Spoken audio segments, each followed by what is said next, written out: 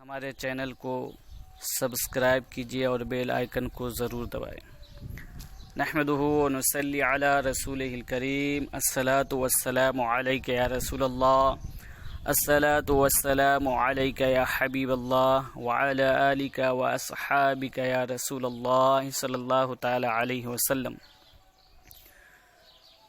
اخلاص کی برکتیں اور اخلاص سے کیا فائدہ ہوتا ہے، اس کے تحت حضرت امام غزالی علیہ رحمۃ و رضوان احیاء العلوم میں نقل کرتے ہیں کہ ایک عابد جو کہ عرصہ دراز سے عبادت الہی میں مشغول تھا، لوگوں نے کہا یہاں ایک قوم ہے جو ایک درخت کی پرستش کرتی ہے۔ عابد سن کر غضب میں آیا اور اس درخت کے کاٹنے پر تیار ہو گیا۔ اس کو ابلیس ایک شیخ کی صورت میں ملا اور پوچھا کہ کہاں جاتا ہے۔ عابد نے کہا میں اس درخت کے کاٹنے کو جاتا ہوں جس کی لوگ پرستش کر رہے ہیں۔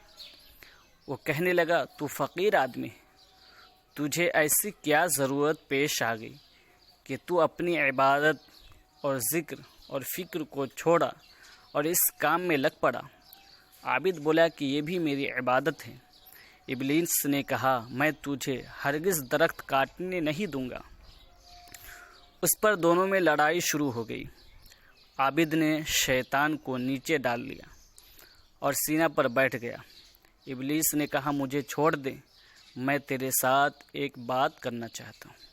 وہ ہٹ گیا تو شیطان نے کہا اللہ تعالیٰ نے تم پر اس درخت کا کاٹنا فرض نہیں کیا اور تو خود اس کی پوجا نہیں کرتا، پھر تجھے کیا ضرورت ہے کہ اس میں دخل دیتا ہے؟ کیا تو نبی ہے یا تجھے خدا نے حکم دیا ہے؟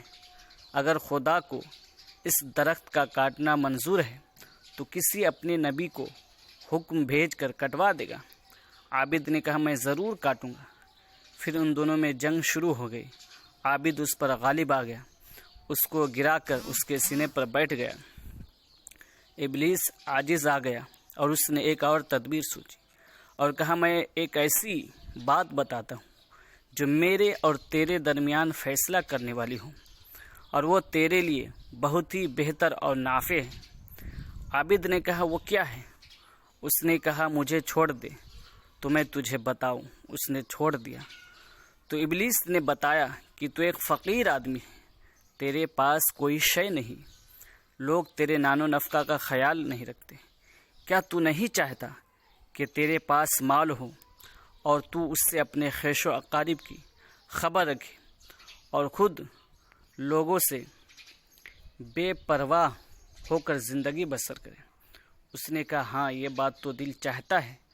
تو ابلیس نے کہا کہ اس درخت کے کاٹنے سے تو باز آ جا، میں ہر روز ہر رات کو تیرے سر کے پاس 2 دینار رکھ دیا کروں گا، سویرے اٹھ کر لے لیا کرنا۔ اپنے نفس پر، اپنے اہل و عیال پر اور دیگر اقارب و ہمسایہ پر خرچ کیا کر۔ تیرے لیے کام بہت ہی مفید اور مسلمانوں کے لیے بہت ہی نافع ہوگا۔ اگر یہ درخت تو کاٹے گا تو اس کی جگہ اور درخت لگا لیں گے، تو اس میں کیا فائدہ ہوگا تجھے؟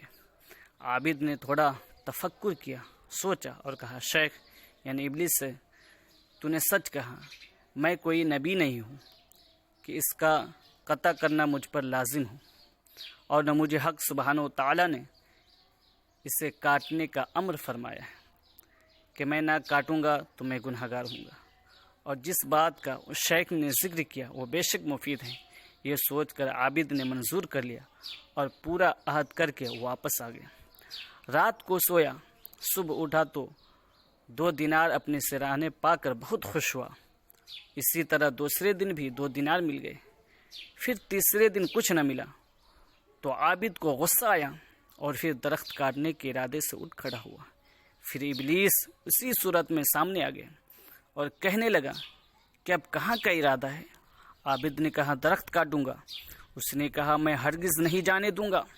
اسی تکرار میں دونوں میں کشتی ہوئی۔ ابلیس نے عابد کو گرا دیا اور سینے پر بیٹھ گیا اور کہنے لگا کہ اگر اس ارادے سے باز آ جا تو بہتر ہے، ورنہ تجھے ذبح کر ڈالوں گا۔ عابد نے معلوم کیا کہ مجھے اس کے مقابلے کی طاقت نہیں۔ کہنے لگا اس کی وجہ بتاؤ کہ پہلے تو میں نے تجھ کو گرا دیا تھا اور آج تو غالب آ گیا۔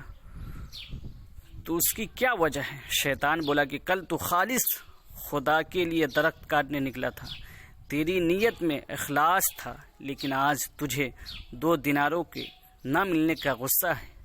آج تیرا ارادہ محض خدا کے لیے نہیں، اس لیے میں آج تجھ پر غالب آ گیا۔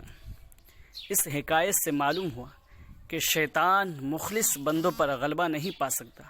حق سبحانہ تعالیٰ نے اس کی تصریح فرمائی ہے، قرآن شریف میں ہے، جس کا ترجمہ یہ ہے مگر جو ان میں تیرے چنے ہوئے بندے ہیں۔ تو معلوم ہوا کہ بندہ شیطان سے اخلاص کے سوا نہیں بچ سکتا۔ اخلاص ہو تو ابلیس آپ پر قابو نہیں پا سکتا۔ تو جب تک آپ کے اندر اخلاص ہو، شیطان پر آپ قابو پائیں گے۔ جیسے ہی اخلاص کی کمی آئے گی، شیطان آپ پر غالب آ جائے گا۔ تو کوشش کریں کہ اپنے اخلاص کو خالص اللہ رب العزت کی رضا کے لیے رکھے، اور اخلاص کے ساتھ جو بھی کام کرے وہ اخلاص کے ساتھ کرے، تاکہ اللہ تعالیٰ آپ سے راضی ہو جائے اور شیطان آپ پر قابو نہ پا سکے۔